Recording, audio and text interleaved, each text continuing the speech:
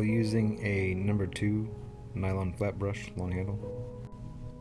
Before I start any painting, I take a titanium white and burnt or raw umber, dilute it down so it's very light brown, add some water, and then just kind of sketch out an outline so I don't get lost as I'm painting.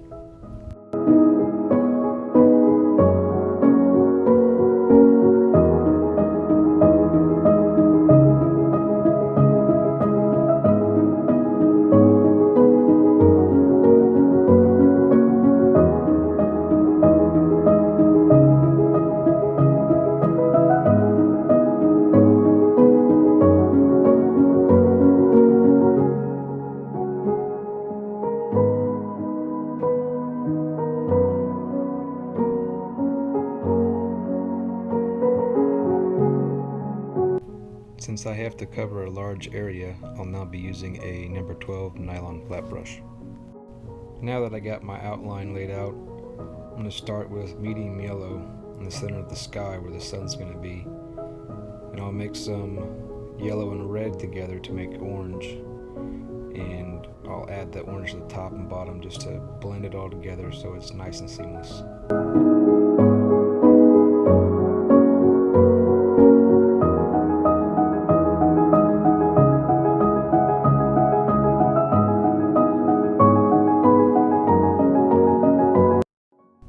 If you need to, add a little water to your brush to help with the blending.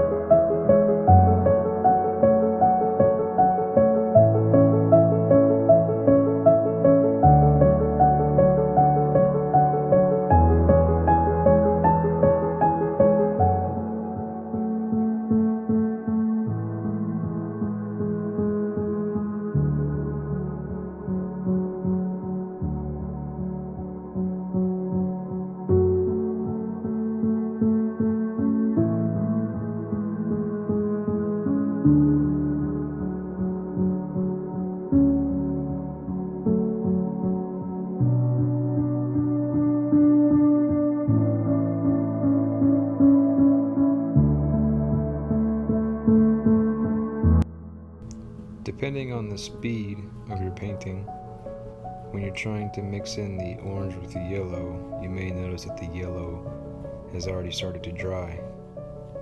In this case, you can add a little water or add a little yellow in with your orange to help the blending process.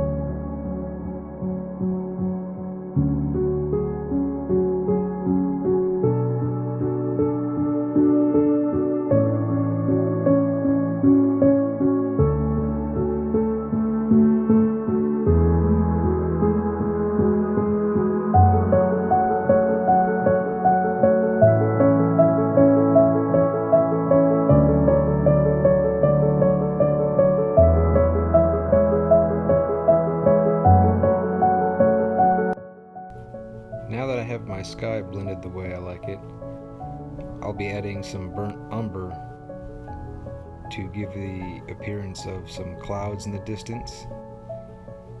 Now when applying the burnt umber, you want to pull from left to right or from right to left, basically from the outside of the canvas coming in. That way the heavy part of the paint will stay towards the edges and you can drag it in and it will give it that misty kind of effect where the clouds will look very soft. And then just blend it to where you are happy with it.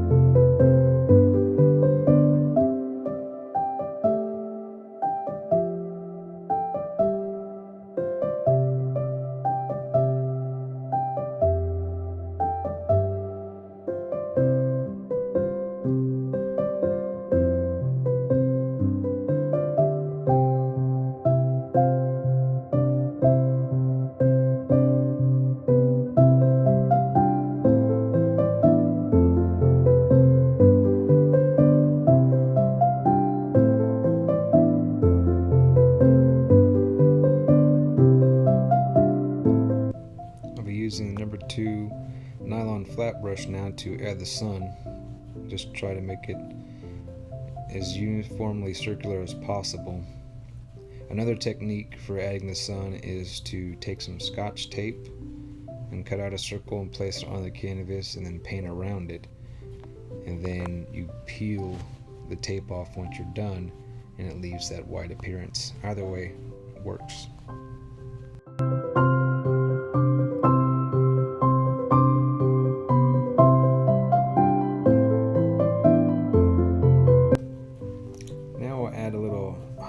Clouds next to the sun.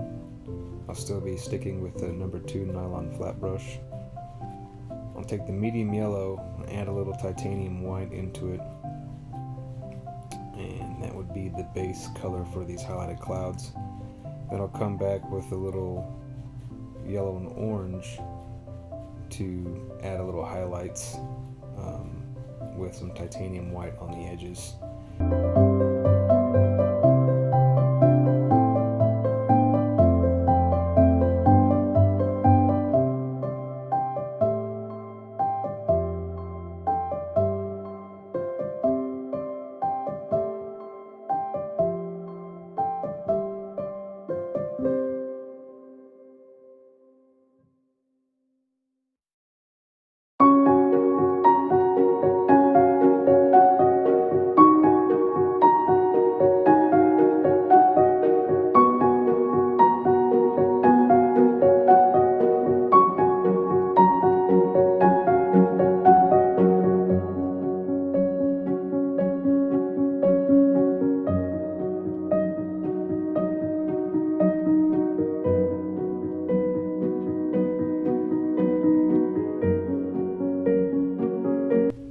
Now we're going to start blocking in this dirt road, and we'll be doing this with our number 8 nylon flat brush.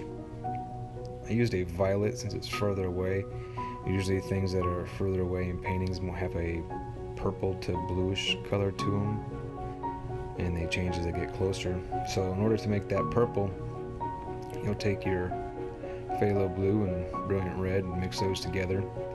If you're looking for a darker purple, you can add more blue, or brighter purple, more red. You can add a little white into it if you like to get it to the color that you like. I'll add in some burnt umber at the base of the road, and then some orange off to the left side of it, and just kind of blend it all together and have the appearance of this dirt road being brighter towards the horizon and darker towards the bottom of the painting.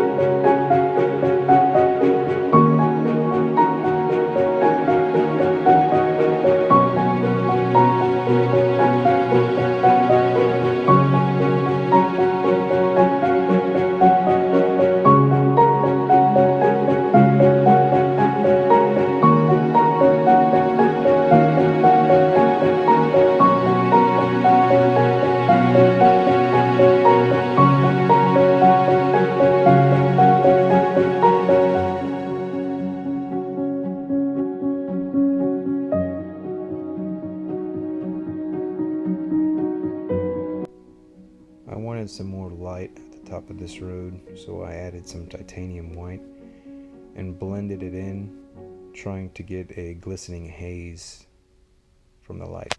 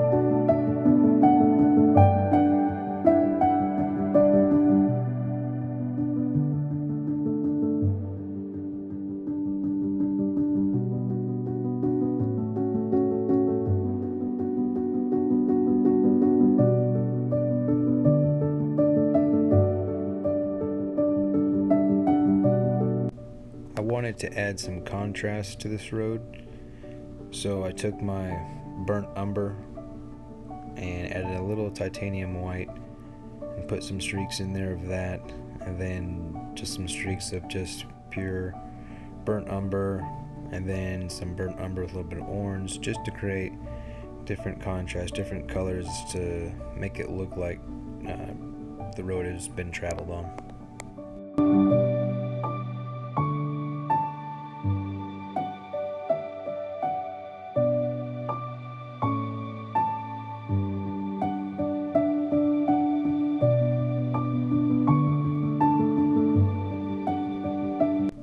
Next, we're going to create some texture in this road.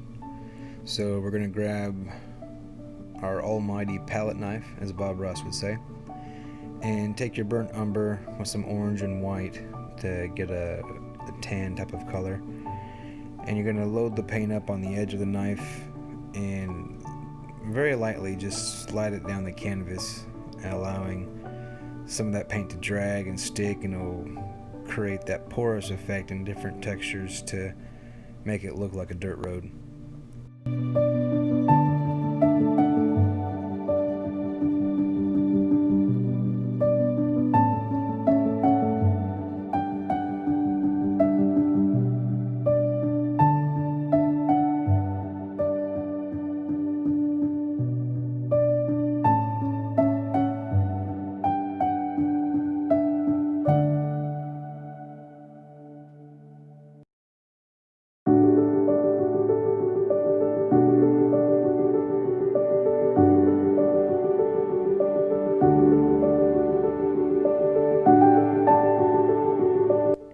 Next, we're going to create some small little details very easily by using a simple toothbrush. You can tap it into your titanium white, your burnt umber, just to make different color looking rocks.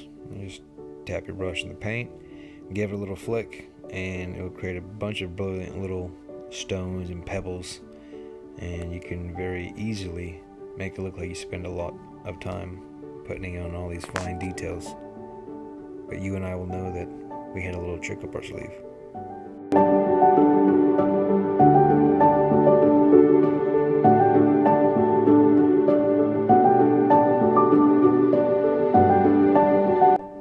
Next, we'll grab our number 12 nylon flat brush and start preparing the sides of the roads for bushes and trees. But first, we're going to block in and get our base coat on by first mixing up some green by taking some blue and yellow, and we're going to mix this up some more orange, some yellow and red, and we'll use our burnt umber, and we'll kind of throw it on there just haphazardly in different areas, just letting the paint fall where it may. And as we're mixing this all in, it will start to create different highs and lows, and give us a nice good undertone for our painting.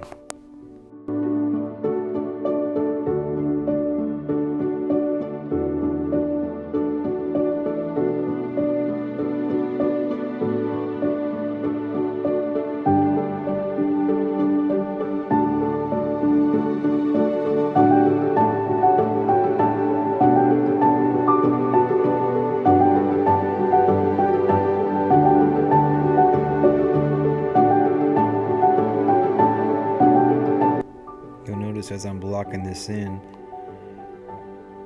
I'm not staying right up on the line of the road. I'm going over a little bit, and this does two things. One, it kind of pushes the road back a little bit in the painting, but also prepares some area for some highlights later on.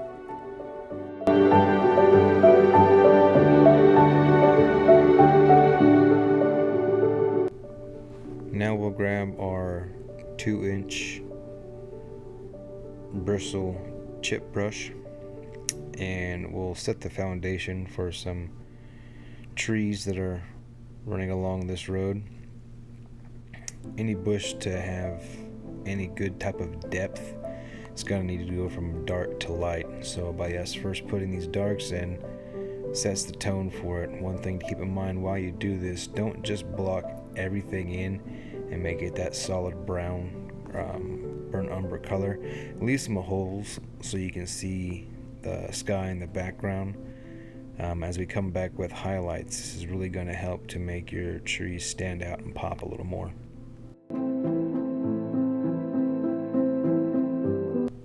Now we're going to grab our number 3 fan brush, bristle fan brush. We're going to mix this up some more green now by mixing blue and yellow. You want this to be a little bit brighter green, so you'll have a little bit more yellow than you will have blue in it. And as you're working your way from top to bottom, you want to have upward motions and side strokes and pushing upwards when you come through, trying to get the appearance of grass, just kind of lightly tapping here and there to let the brush work for you by making little blades of grass.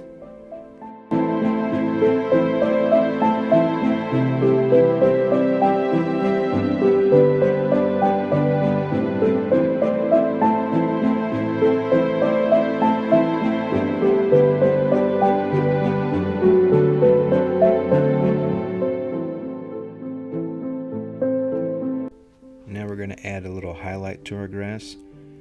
So you'll take that same mixture of green, add a little bit more yellow into this time, maybe a little titanium white, and the spots that you had originally touched on with green, you'll go back through that, and some places you didn't. You're just trying to add little pieces of light, and you want to leave some dark areas.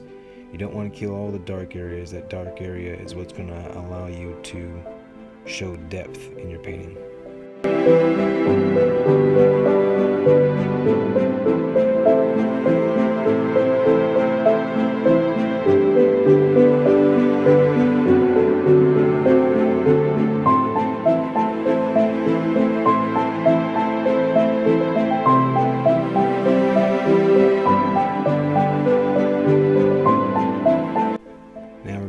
Same thing on the left side as we did on the right side, grabbing our number 12 nylon flat brush and start blocking it in.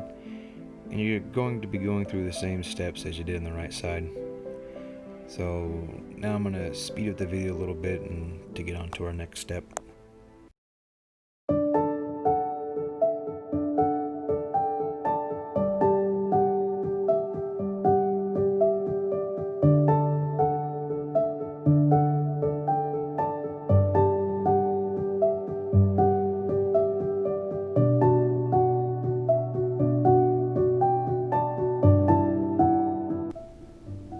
Now that I had both sides pretty much done blocking in, I wasn't too happy with the highlights on the right side, so as I started the left side, I went with a darker green this time, so mixing your yellow and blue, more favoring the blue to have a dark green for your base coat, for your shadows.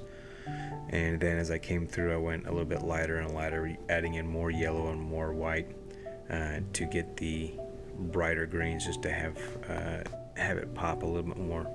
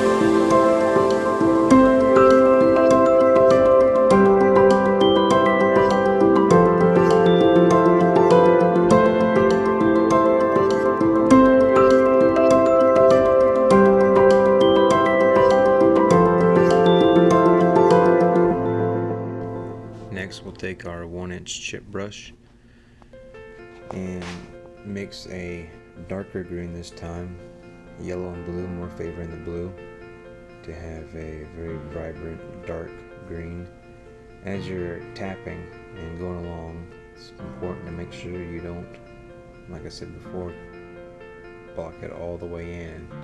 You still want to have some spaces allowing that sky to poke through. This will again give your canvas some depth. So as you're working through and finish putting on this darker green, then you'll add in a little more yellow for a little more vibrant color. Maybe a little titanium white in it. It's the same thing as we did with the grass on the ground. You're slowly working from darker to lighter, not tapping everywhere, just where you think the light will hit.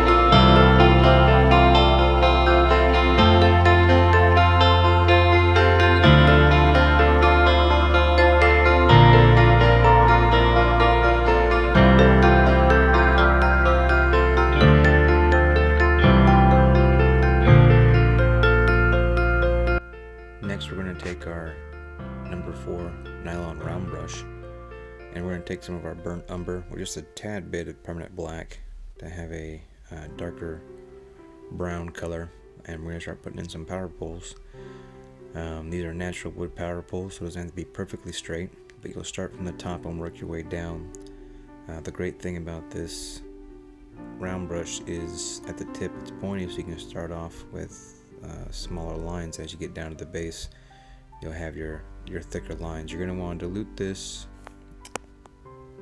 fairly good with water to allow you to get it all the way down in one stroke.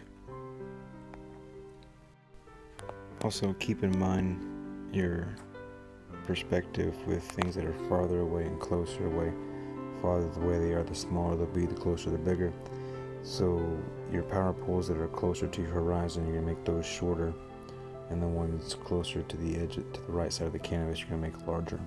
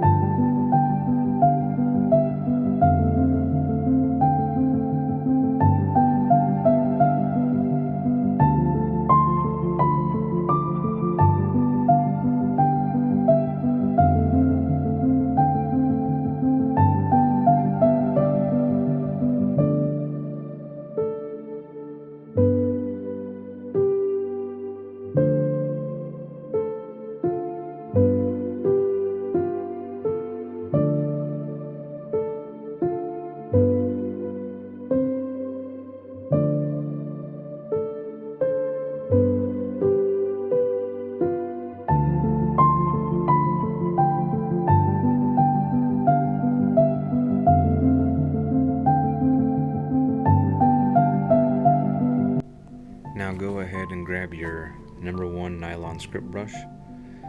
You're going to be using your permanent black here, just a little bit of permanent black, and diluting it almost 50-50.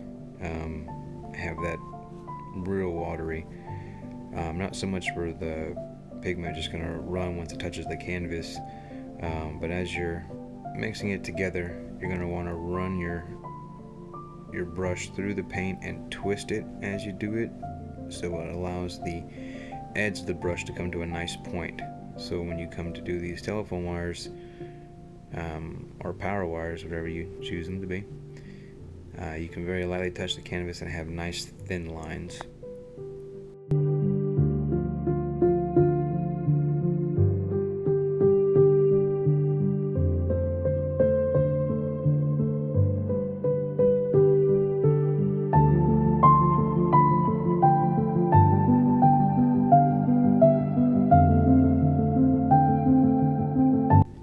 Now grab your almighty palette knife, mix you up some burnt umber with titanium white. Don't mix it up completely, you want patches of brown and white to be showing through. And load up the side of your palette knife just on the edge and place it on the left side of these power poles, so that's the side facing the sun. We're making our highlights here now. And you're just going to touch down with your palette knife and slowly drag to the right, very lightly, and then it will give you nice easy highlights.